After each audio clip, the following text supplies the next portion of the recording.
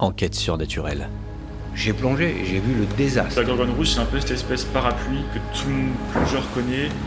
Gorgone, mais oui, j'ai su ce que c'était, mais je ne sais plus. Le parc national de Porquerolles a 60 ans de recul sur la gestion du milieu marin. C'est la Méditerranée quand même. Si vous ne faites pas attention aux gorgones, vous êtes en train de détruire ce qui est l'essentiel chez vous. Les gorgones prédisent-elles l'avenir ?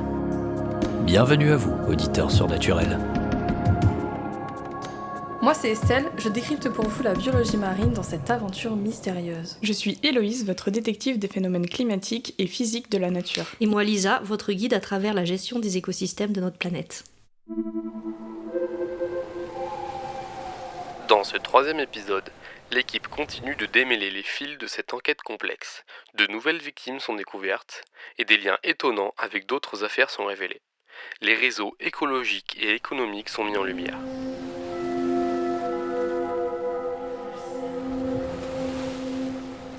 Dans le 2e épisode, nous avons exploré les différents facteurs naturels et pressions anthropiques susceptibles d'influencer les populations de gorgones, comme leur dynamique naturelle, les infections pathogènes et l'impact des activités comme la plaisance, la pêche, la plongée, la pollution, ainsi que l'acidification des océans. Nous avons identifié l'anomalie thermique de 2022, une canicule sous-marine, comme la principale cause de la nécrose des gorgones. Cependant, ces organismes marins n'étaient pas les seules victimes. Tristan Estac du bureau d'études Septentrion rapporte un déclin observé chez d'autres invertébrés.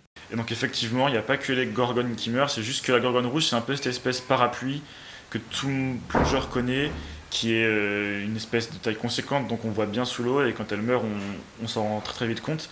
Mais effectivement, les épisodes de mortalité massive, ça concerne absolument tous les organismes benthiques sessiles qui peuvent du coup pas se déplacer. Mais donc il y a eu des mortalités d'éponges, il y a eu des mortalités de bryozoaires, il y a eu des mortalités d'autres cnidaires que les gorgones, donc de coraux, des mortalités d'anémones, et puis on a même carrément les algues calcaires qui construisent le corallagène, qui, elles, pour le coup, blanchissent.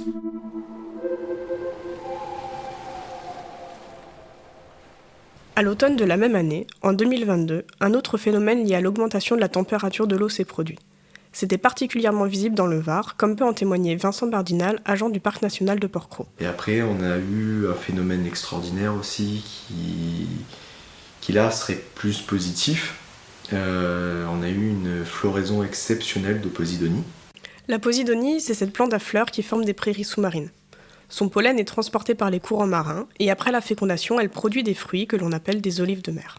Ensuite, l'olive de mer s'ouvre et libère la graine. Cette floraison abondante et inattendue de la posidonie souligne les effets complexes et souvent imprévisibles des perturbations climatiques sur les écosystèmes marins. Si vous allez sur les plages, vous retrouvez plein de restes d'olives de mer. Et donc ouais, ça c'était assez exceptionnel parce qu'on a de partout en Méditerranée, ça a fleuri. Alors que d'habitude, ça va être des zones et c'est tous les 5-10 ans que ça fleurit, et jamais tout en même temps. Mais attention, il est important de prendre du recul, car tous les événements anormaux ne sont pas nécessairement liés au changement global. Pour le déterminer, il est nécessaire de réaliser des études sur plusieurs années.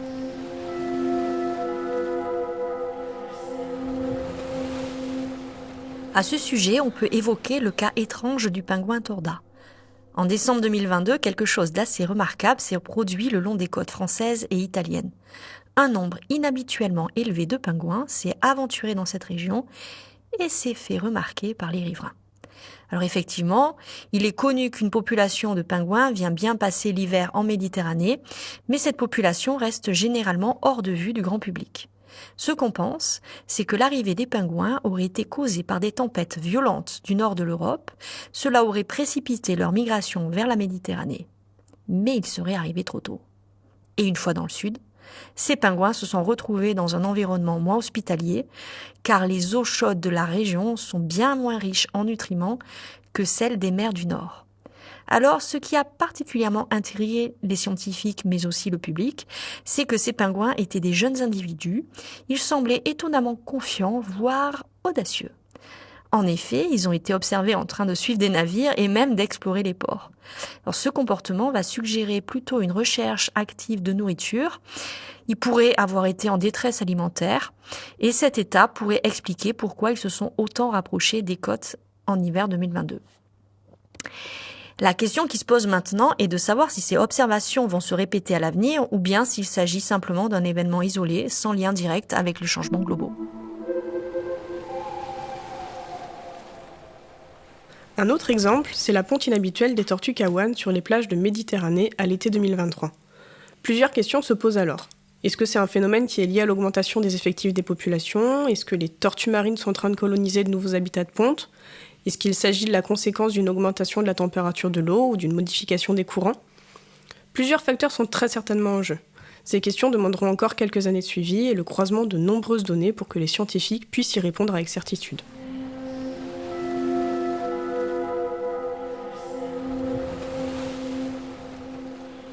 Par exemple, la Grande Nacre est un cas d'école, car l'étude et la compilation des données internationales ont permis d'élucider le mystère de la mortalité massive de ces populations de coquillages. Alors la Grande Nacre, c'est une sorte de moule géante, très jolie, et qui vit piquée dans le sable au milieu des herbiers de Posidonie. C'est également une espèce endémique de Méditerranée. Alors, leur cas est un petit peu différent des gorgones. Les premiers cas de mortalité ont été observés à l'été 2016 en Espagne. Au départ, on pensait que c'était lié au réchauffement de l'eau et que les populations allaient se reconstituer. Mais en fait, le coquillage était victime d'un parasite qui a été introduit par un cargo japonais. Il se trouve que la température favorise quand même l'activité de ce parasite. 5 ans plus tard, le courant marin avait disséminé le parasite, provoquant la mortalité de l'ensemble des populations de pleine mer. Cependant, des populations intactes ont été retrouvées dans des zones refuges, comme les étangs et certaines lagunes, avec des effectifs qui permettaient une reproduction efficace, ce qui donne de l'espoir pour leur conservation. Concernant les gorgones, nous avons également observé des populations refuges. Heureusement, certaines colonies de gorgones, localisées en profondeur, au-delà de 20 mètres, n'ont été que partiellement infectées, tandis que d'autres n'ont montré aucun signe de nécrose et se portent même très bien.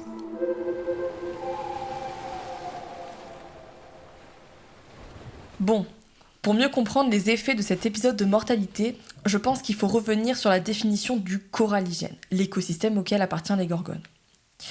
Et cela peut paraître étonnant, mais il n'y a pas de réel consensus scientifique pour définir qu'est-ce qu'un habitat coralligène. Alors déjà, au départ, c'était mal parti. L'appellation coralligène découle d'une méprise. C'est le naturaliste Marion qui a introduit ce thème le premier en 1883 et il l'a utilisé pour décrire des fonds marins rocheux et durs situés entre 30 et 70 mètres de profondeur au large de Marseille. Au XIXe siècle, les pêcheurs marseillais appelaient ce type de fond le brundo, qui viendrait de Brund zéro, comme l'explique Frédéric Gerbineau, un passionné de pêche en mer qui s'est documenté sur le sujet. On ne dit pas brundo, on dit Brund zéro normalement à la base. Brund qui veut dire tache sombre. 0 est un point de référence. Sur ces zones, on peut trouver de grandes variétés de poissons, de crustacés et de coraux. Mais actuellement, plus personne ne connaît ce terme. À l'époque, au XIXe siècle, ces fonds étaient fréquemment explorés à l'aide de chaluts de fond. Ils remontaient souvent des branches de corail rouge, d'où l'idée erronée que ces fonds produisent du corail. De là vient le nom coralligène, qui signifie littéralement générateur de corail. Heureusement, depuis, grâce au progrès de la plongée sous-marine, les biologistes marins ont pu aller plus en profondeur dans la compréhension de cet habitat. Si on considère les dernières recherches, nous pouvons définir le coralligène comme un habitat aux caractéristiques suivantes. Alors, on a un fond dur, typique de Méditerranée. Il est d'origine biogénique, c'est-à-dire construit par des êtres vivants, en l'occurrence par des algues calcaires. Il est colonisé par des organismes sciaphiles, ce sont des organismes qui n'apprécient pas la lumière. Et enfin, l'ensemble formant un écosystème complexe, on peut dire qu'il est multidimensionnel et riche en micro-habitats. En fin de compte, les scientifiques s'accordent à dire que le coralligène ne doit pas être perçu comme une simple biocénose. Alors biocénose, c'est un groupe d'êtres vivants interdépendants qui vit dans l'écosystème. Dans le cas du coralligène, on devrait plutôt parler d'assemblage de biocénose. Comme un puzzle, une mosaïque de communautés diverses connectées. On pourrait même parler de carrefour écologique. Tout commence dans les profondeurs. Le processus débute lorsque les algues calcaires encroutantes colonisent les surfaces rocheuses des fonds marins.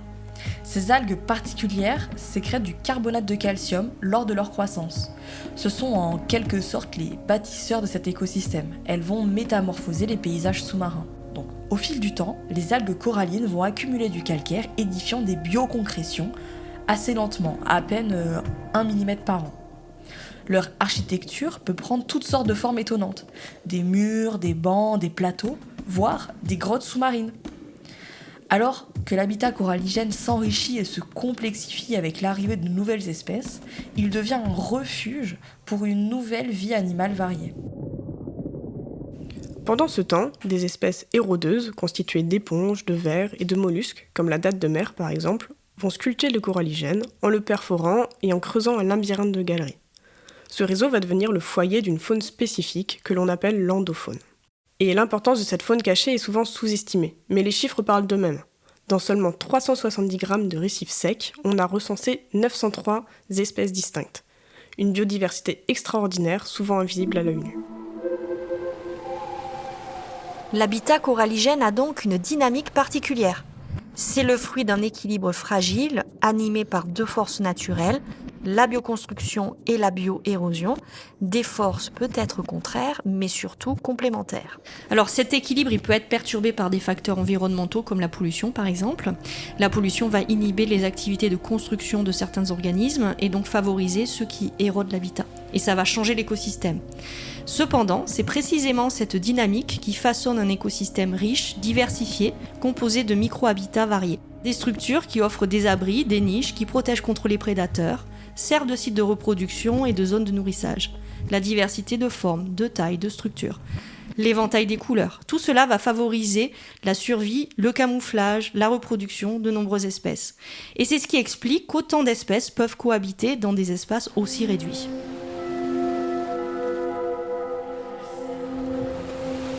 Si les algues corallines sont les bâtisseurs du coralligène, on peut dire que les gorgones, elles, sont les architectes.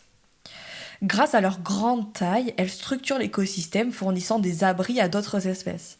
Elles donnent de la complexité et de l'hétérogénéité, ce qui est un facteur important de biodiversité. On parle d'ailleurs souvent de forêt animale quand on parle d'une population de gorgones. C'est un peu le terme à la mode en ce moment sur tout un tas de papiers scientifiques. Et donc ça va agir de la même manière qu'une forêt le ferait sur Terre. On parle d'ailleurs même de canopée de gorgones. Quand il y a une population dense, on parle de la canopée. Donc on a vraiment cette strate arborescente qui va permettre de faire des conditions hydrodynamiques particulières en dessous. Sous cette canopée vivante, on trouve une multitude d'animaux fixés, comme le précieux corail rouge, l'éponge de corne de cerf, des anémones encroutantes jaunes ou encore la fameuse dentelle de Neptune. D'autres organismes benthiques également, comme les oursins et les étoiles de mer, mais aussi des crustacés. La langouste et la grande cigale y trouvent un refuge. Encore, il y a certaines crevettes qui sont minuscules, qui sont magnifiques et qui se cachent dedans. On peut voir quand on connaît bien, quand on plonge la nuit et qu'on met nos phares sur la gorgone, on peut voir les petits yeux de la crevette qui se reflètent. Et là, on sait à quel endroit on doit chercher le petite crevette d'1 centimètre qui n'aime pas la lumière. En plus, donc, quand on la cherche, généralement, elle se cache de l'autre côté. Donc c'est ce genre de petites bêtes qu'on passe des heures à photographier pour leur faire un beau portrait. Et puis, autour de cette canopée, on peut observer des nuées de poissons barbiers, reconnaissables à leur corps rose et leur tête mauve et jaune, formant des bancs dans ce paysage sous-marin. Tandis que d'autres poissons, comme le Saint-Pierre ou les rascasses, vont se fondre dans le décor. Les prédateurs marins, notamment les murènes et les congres, exploitent les crevasses et les cavités du coralligène, qui accueillent parfaitement leur forme serpentine. Le mérou brun est aussi une espèce emblématique du coralligène, notamment lorsqu'il est adulte, car les jeunes vont préférer les zones déboulies du littoral. Et les grands poissons migrateurs, tels que les dentilles, les bonites et les loups, sont également attirés par la richesse du coralligène, car ils vont venir y chercher de la nourriture et un refuge pendant leur déplacement. Et avec ses axes dressés, la grande gorgone rouge sert de support idéal pour recevoir les œufs de petits requins tels que les roussettes. En choisissant des sites de ponte riches en gorgones, les femelles évitent que leurs œufs ne se perdent dans le courant.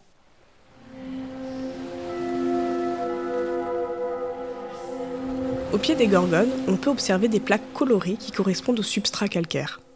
Pour construire ce substrat, ces organismes marins capturent le CO2, qui est l'un des gaz responsables du réchauffement climatique, en le séquestrant dans le coralligène pour de très longues périodes. En faisant cela, elles jouent le rôle de ce qu'on appelle des puits de carbone bleu. Les écosystèmes de carbone bleu sont très importants car ils participent à la régulation du climat sur notre planète. Les scientifiques de l'Université de Corse ont mené une expérience édifiante. Ils ont prélevé des échantillons de ces fonds marins coralligènes pour mieux comprendre leur capacité à stocker du carbone. Les résultats des carottages sont sans appel. Les habitats de coralligènes peuvent emmagasiner autant de carbone que les herbiers de Posidonie, ces grandes prairies sous-marines qui absorbent et stockent plus de carbone que la forêt amazonienne. Il faut quand même rappeler que l'herbier de Posidonie se développe 10 fois plus vite que nos habitats du coralligène. Et il y a un autre problème. Pour que le coralligène constitue des puits de carbone bleu efficaces, il faut impérativement qu'il soit préservé des dégradations liées aux activités humaines, et en particulier la pêche aux engins traînants et le dragage des fonds.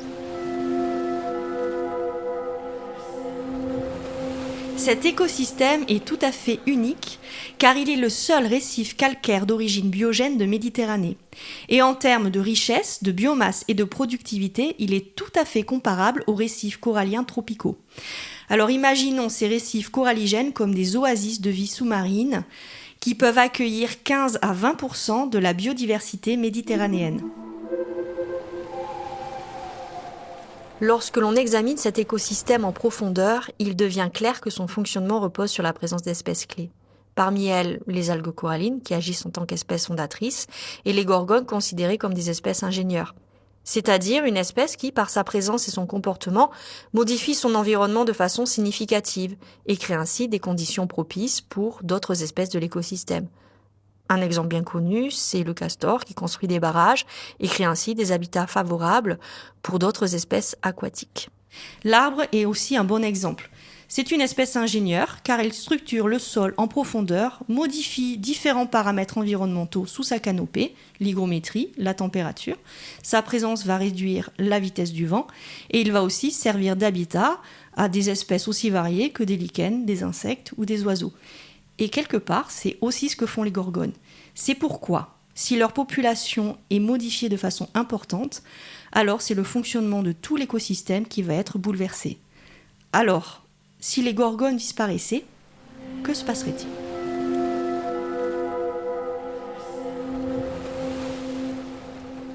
Eh bien, c'est grave dans le sens où il y a perte de biodiversité. Je sais que c'est l'habitat de certaines espèces. Donc oui. Après, je sais que j'ai pas trop étudié le sujet non plus. Et est-ce que le sujet a beaucoup été étudié aussi parce que c'est sous l'eau, donc c'est plus dur ? Donc forcément, si on enlève une espèce clé, toutes les autres espèces autour vont disparaître, quoi. Oui, il y aura plus de films de Nemo. Moi personnellement, je trouve que ce serait vraiment problématique parce que du coup, on aurait une perte de biodiversité ainsi qu'une perte d'habitat pour certaines espèces et également aussi en termes de comment dire, pour les usagers en fait, ça perdrait un intérêt à faire juste de la plongée par exemple.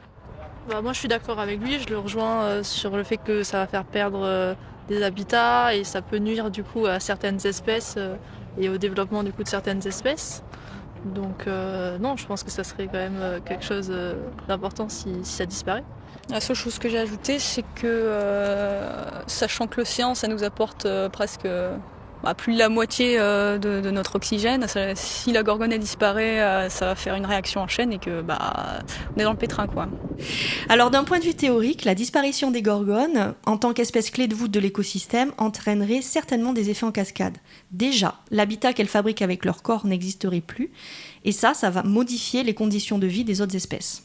L'hypothèse, c'est qu'il va y avoir une modification des communautés, et puis ça va laisser la place à d'autres choses, type autres espèces d'algues, peut-être laisser la place à des espèces exotiques envahissantes malheureusement. Donc dans tous les cas, on va avoir une modification et paysagère directement visuelle parce qu'on ne voit plus de gorgones avec nos yeux, mais il va aussi y avoir une modification des communautés qui sont associées à ces gorgones.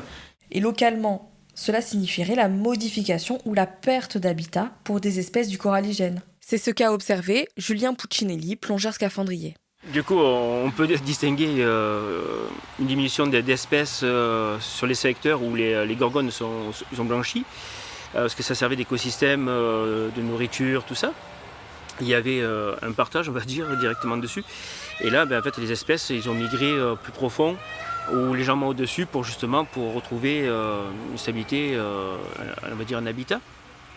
La stabilité de l'écosystème serait affectée, le rendant vulnérable face à d'autres menaces comme des espèces venues d'ailleurs. Le chercheur Didier Aurel nous donne un exemple qui est caractéristique de Méditerranée. Par contre, il y a d'autres espèces qui peuvent en profiter. Par exemple, on a vu que certaines espèces qui viennent de mer Rouge, qui sont arrivées par le canal de Suez, vont avoir leur aire de distribution qui va augmenter parce qu'elles vont trouver de plus en plus de conditions favorables à leur développement. Effectivement, depuis l'ouverture du canal de Suez en 1869 par Ferdinand de Lesseps, il existe un courant qui favorise le passage des espèces de la mer Rouge vers la Méditerranée. Aujourd'hui, les espèces lessepsiennes sont devenues une composante majeure de l'écosystème méditerranéen. On recense environ 300 espèces typiques de la mer Rouge maintenant en Méditerranée, avec une migration qui continue au rythme des 5 à 10 espèces par an. On peut citer des espèces comme la girelle-pan ou encore le barracuda. Et si on va encore plus loin, la perte du coralligène pourrait libérer dans l'atmosphère le carbone qu'il avait stocké, contribuant potentiellement au changement global.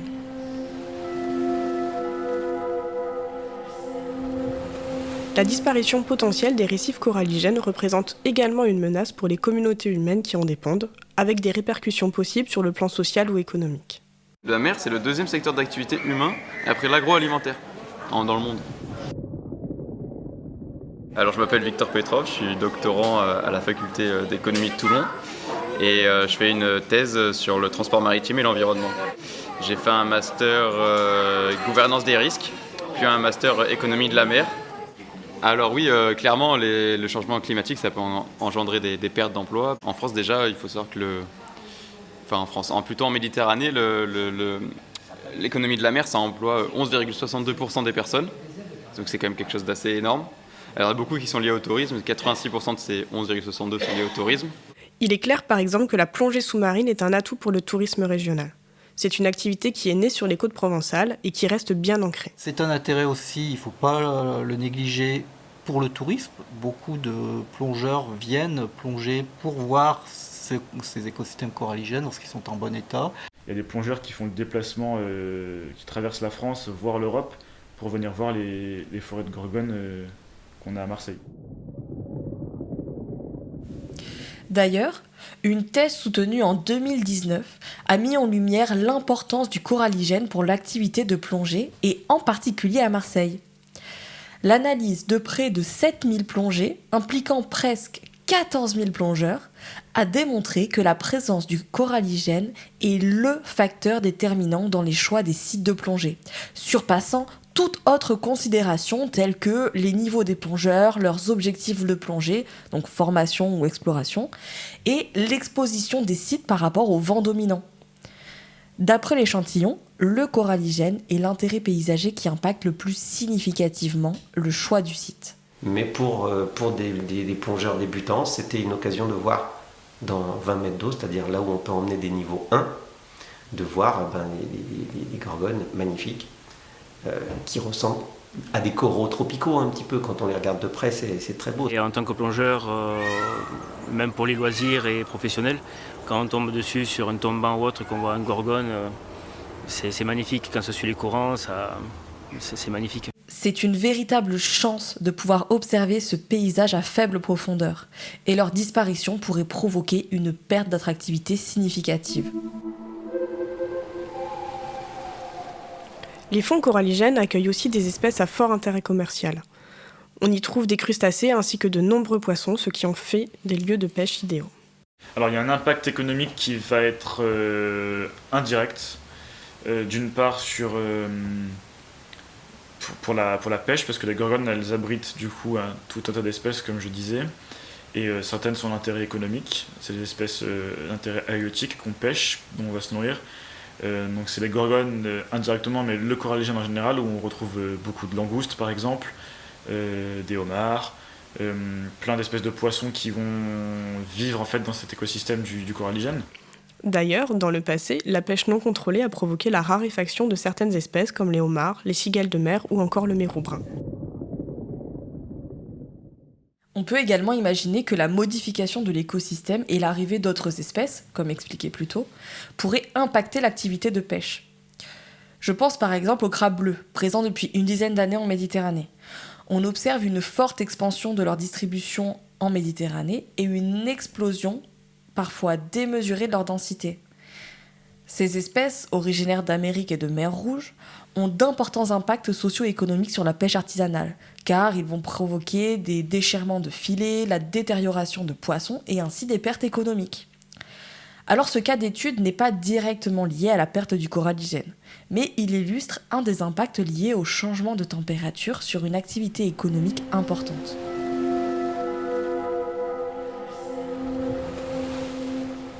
N'oublions pas le corail rouge qui a donné son nom au fonds coralligène, car c'est un véritable trésor des fonds marins. Au Moyen-Âge, Marseille était spécialisée dans le travail du corail, considéré comme un produit de luxe. Les branches étaient destinées à la bijouterie, pour la fabrication de perles et de pendentifs. De nombreux objets religieux étaient également confectionnés à partir du corail rouge, couleur symbolisant le sang du Christ. Et c'est peut-être pour cette couleur que ce corail était appelé corail gorgone. Dans l'Antiquité, le mythe de la Gorgone avait d'ailleurs fait du corail un élément issu des profondeurs marines, créé par les dieux et revenant à la vie, ce qui lui conférait de nombreux pouvoirs magiques. On croyait que le corail éloignait le mauvais sort, qu'il pouvait calmer les tempêtes et protéger de la foudre. Au Moyen-Âge, les apothicaires utilisaient la poudre de corail, notamment pour le soin des mains et des dents.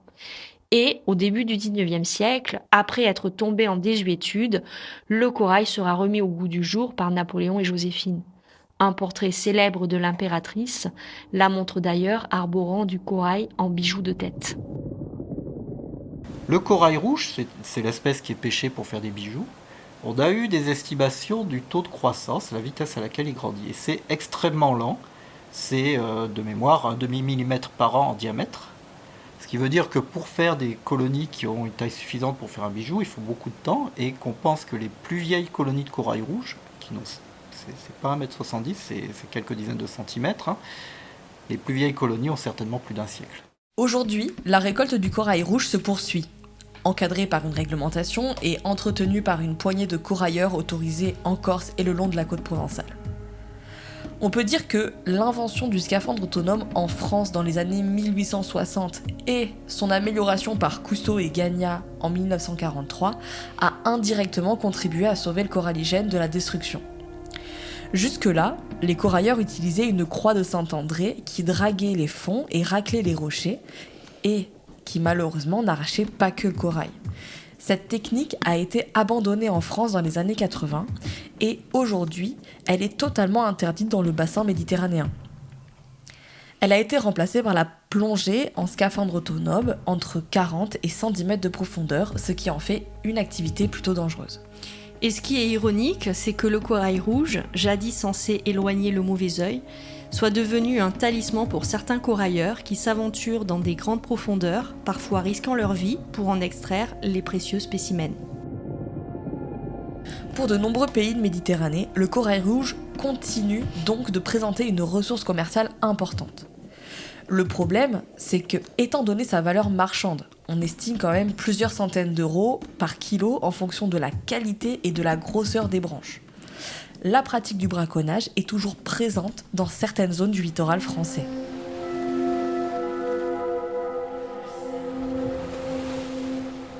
La disparition des gorgones et du coralligène serait vraiment un coup dur pour la recherche scientifique, ainsi que pour notre compréhension globale de la biodiversité. En effet, les bioconstructions coralligènes témoignent d'une histoire très riche. Certaines, parmi les plus anciennes, situées près des côtes françaises, révèlent des âges pouvant atteindre plusieurs millénaires, jusqu'à 8000 ans avant le présent dans la région de Marseille. Le coralligène constitue donc des archives vivantes de l'histoire naturelle de notre mer, et en tant que telles, les gorgones méritent toute notre attention. Justement, remontons le temps de quelques années en arrière et revenons à l'été 1999 qui a constitué un moment critique pour tout l'écosystème méditerranéen. Alors 1999, c'est le premier épisode de mortalité massive qui a affecté les gorgones et les grands invertébrés sessiles du coralligène.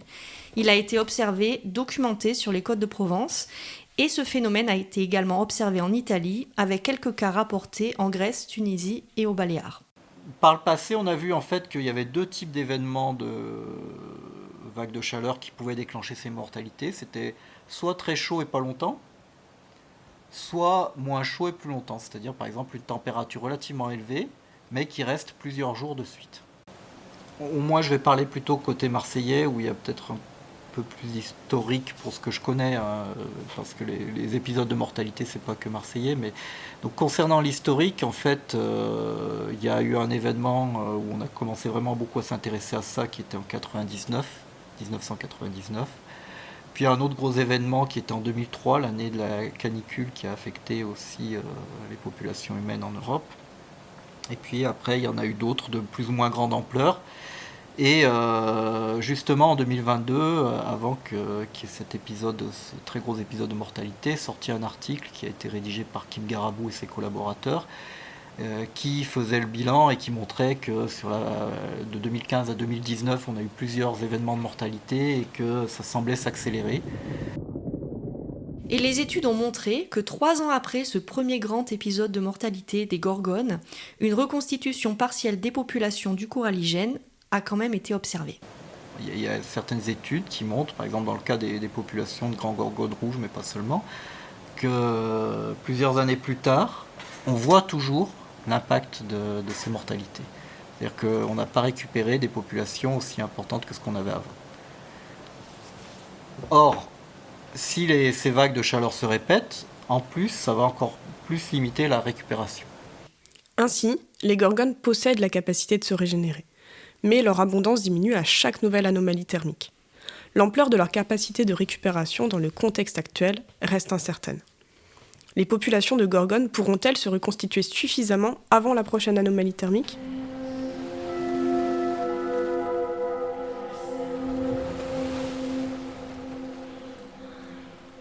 Il est encore trop tôt pour le dire. D'autres questions importantes demeurent en suspens sur la gestion et la conservation. Quel avenir pour les gorgones ? Et comment protéger le coralligène ?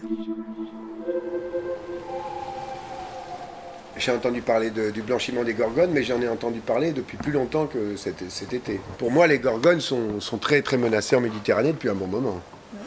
Et disparaissent. En fait, je pense qu'il n'y a que les spécialistes qui ont dû en entendre parler ou qui ont dû faire attention. Donc pour que les gens qui ne sont pas scientifiques puissent avoir accès à des données, on est obligé de faire de la médiation.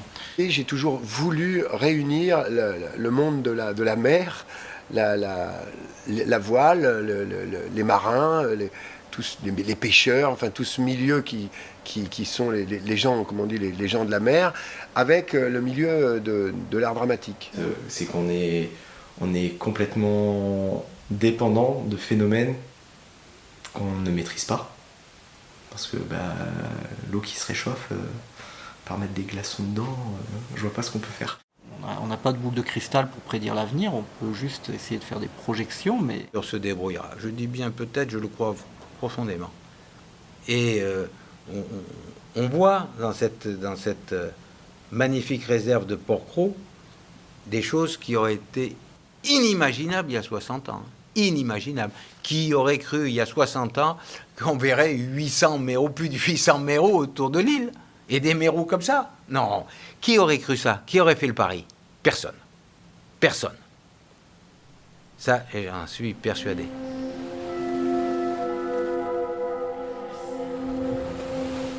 Dans le 4e épisode, l'enquête s'intéresse à présent à la question de la conservation de gorgones. L'équipe, les experts et les témoins discutent de l'avenir de ces espèces marines fascinantes. La prophétie des gorgones sera-t-elle enfin révélée ? Les gorgones prédisent-elles l'avenir ? Ce podcast de vulgarisation scientifique vous est proposé par Média Nature. Merci de votre écoute, auditeurs surnaturels. Un grand merci à tous nos témoins et nos experts, ainsi qu'au Parc national de Port-Cros pour son soutien. Pour aller plus loin, n'hésitez pas à plonger dans la description de l'épisode. Et si cette immersion dans le mystère marin vous a plu, abonnez-vous et partagez pour soutenir notre travail. Restez à l'écoute pour de nouvelles aventures scientifiques, naturelles et mystérieuses.